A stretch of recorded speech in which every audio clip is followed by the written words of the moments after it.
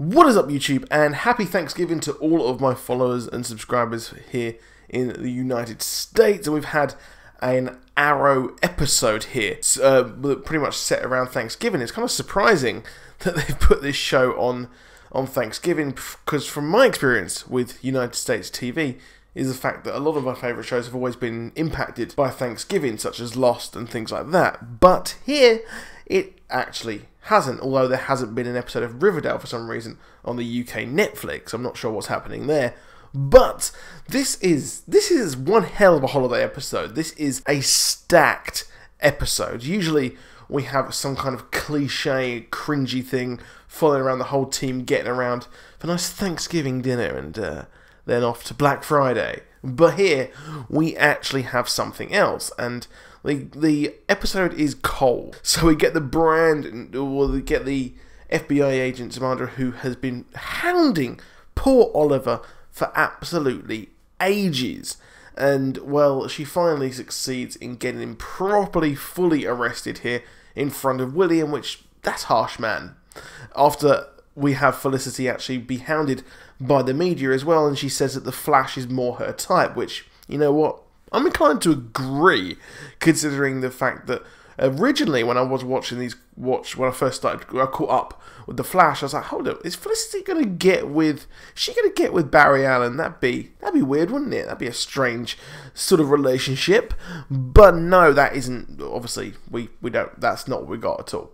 But not only this, we had Billy Joel in the episode, which, is that a cameo, or is that like a guest appearance, or is it one very elaborate Mark Guggenheim cameo there? Because, you know, they look pretty similar.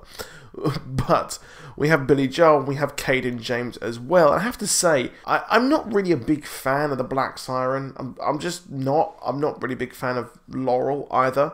But I think the Black Siren in this episode was really, really good. I thought she was, the kind of look she had, she's really coming into the role, I think, as a villain. And obviously it is really hard, I would assume, to play a villain after, you know, being on the good side for so long and being an actress.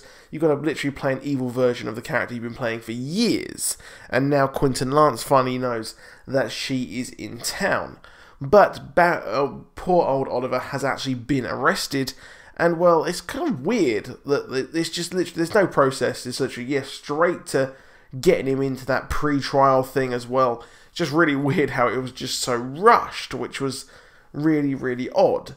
But he is still now possibly going to stand trial for being the Green Arrow, which I think this might be the end of the Thea Queen storyline, which will probably end later on this season. Yeah, Thea Queen, I'm iffy on that, because I don't like other people playing the role of the Green Arrow, which Diggle has been doing, and while it's been an interesting role with his Tremors, well, it's not really been something that I like. We know Oliver's going to be the Green Arrow in the crossover next week, so I'm not really sure what's happening there. So this episode, obviously we had the pre-trial thing, and, well, they've got evidence. The FBI agent has evidence on Oliver.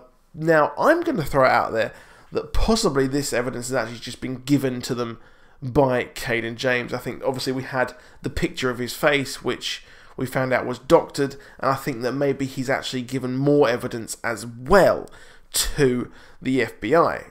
But Cayden James is now continuing on to be, might be the main enemy for this part of the season. We've also got Richard Dragon as well, who we've briefly seen, but wasn't seen in this episode one bit, which is really, really odd.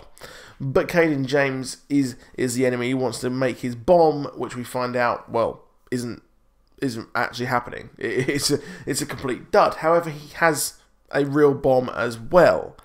So, yeah, that's kind of an odd thing, but he wanted to actually position himself to actually have a chat with Oliver and wanted him to suit up as the Green Arrow. Now, I'm sure he must know. He must know who is under that hood. He has to.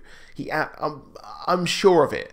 And it just seems a bit weird that he wouldn't know. And it's really convenient that Oliver was actually able to not only get out of prison, and then actually Diggle has his problems with his steroid drug, and then he actually puts on the mask and goes and takes over the role. So yeah, it's just really, really kind of strange there. It was really fortuitous time and really, really kind of convenient that all of this happened when Cayden James wanted to actually talk to Oliver himself, the actual real Green Arrow. So he's actually had his son. The whole reason why Cayden James hates the Green Arrow so much is the fact that his son has been hurt or killed by, or it's because of the Green Arrow or Team Arrow as well. So we don't really know why yet. Let the theory videos blow up as to why Team Arrow are actually involved with this, and now it does actually span possibly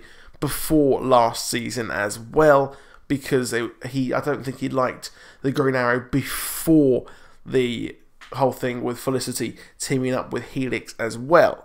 So it's a bit iffy as to what is going on and why he's actually been involved. I would presume a henchman or something of some criminal organisation. That's the only thing I can think off the top of my head at the moment. But it does give him actual motive, and at the start of the episode I was just like, well, why is he doing this again? Now, obviously, Michael Emerson has been amazing in this role, and in this episode, his acting was really, really, really good. I thought it was so good in this. And, well, the problem is, he doesn't really got much motive behind it, but finally, he does actually have a motive behind doing what he has been doing and why he wants to take it to the Green Arrow. And it really does ramp up the fact that each one of these villains, obviously you've got the Vigilante, you've got Michael Emerson's Cayden James, and you've got Richard Dragon. They all have a connection to each one of these characters, which is pretty cool because it raises the stakes just a bit more as opposed to be just generically evil. So that's what I like about this. I'm glad we're seeing more of Michael Emerson. Hopefully we see more of him, but the problem is having three villains in the show, you don't get to see enough of each one. However, it does allow for pretty much no filler at all for these seasons. But this episode, I actually, you know what, I enjoyed it. It wasn't that bad. I like the fact that we got Diggle's whole thing with his withdrawal, and I can't help but think that Curtis would have factored in the withdrawal effect of the previous drug when he was actually injecting him with this thing. So it's kind of weird that he wouldn't have actually thought about that. But Diggle is putting on the hood again now, but also he won't be next week because we know we've seen I don't know what's going on there. It's really weird, but we know that he won't actually be fully the Green Arrow for much longer, which I'm grateful for. This is Arrow, not the Green Arrow Diggle.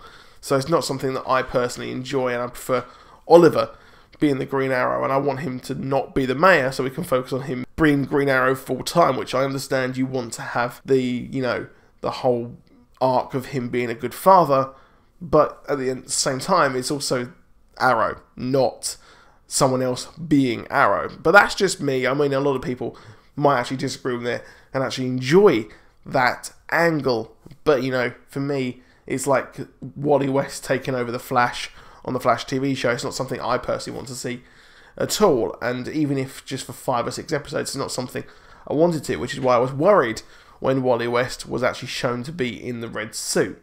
Yeah, so there is that.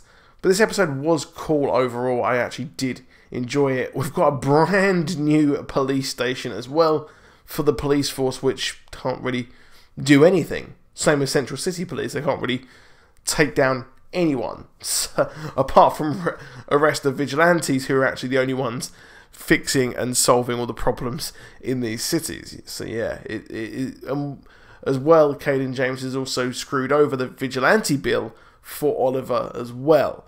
So he's got fake police and everything like that at the Billy Joel concert, which again, another thing about the Billy Joel thing, how fake did that look? How fake, honestly. They literally spliced, they had a real band, and then they cut to Billy Joel, and they just spliced in concert footage. It just looked terrible. I was like, what? No. But Billy Joel, I like Billy Joel. If you don't know who Billy Joel is, go check him out. He's a fantastic singer. Obviously, We Didn't Start the Fire. That is, one of the biggest things. And is that a meta thing there with We Didn't Start the Fire? So Cayden James didn't start this. It was Team Arrow who started this by actually causing troubles for his son. Yeah? What do you think on that? Let me know what you think in the comments. But again, we've got another reference to Ametek as well, the ones who created the bomb and the materials. But hopefully we'll get a John Henry Irons Easter egg or appearance soon, maybe? Probably not. But what is weird, I like the fact that she was told not to use a canary cry. Then everyone was shooting inside this place where there's all dangerous materials going off in Ametek. Why would they be shooting all these things which could potentially possibly explode? It's the same as when they hacked the internet and they were kind of blowing up all these servers. It's weird. Now, finally, 7 episodes into this season, we actually get Oliver's sister back out of her coma. So it's not clear as to what she will be doing next. Obviously, she is going through into recovery, but it's a Thanksgiving Day miracle, people, that we got her back. And obviously the actress, she has only been in really a couple of episodes this season, to be honest. And, well, it's because the actress is on a limited kind of episode run, so they're not really using her that much, which is similar to last season as well. But this is going to tie in possibly to Roy Harper returning as well, as we know he's returning. And American Horror Story has ended as well, so hopefully we'll get another look at seeing him return, which I'm excited for. I'm excited to see Roy Harper and everything that he comes with again, because I really did love the character. But anyway, that is it for this video. Please drop a like, please do subscribe, and I'll see you soon. Goodbye.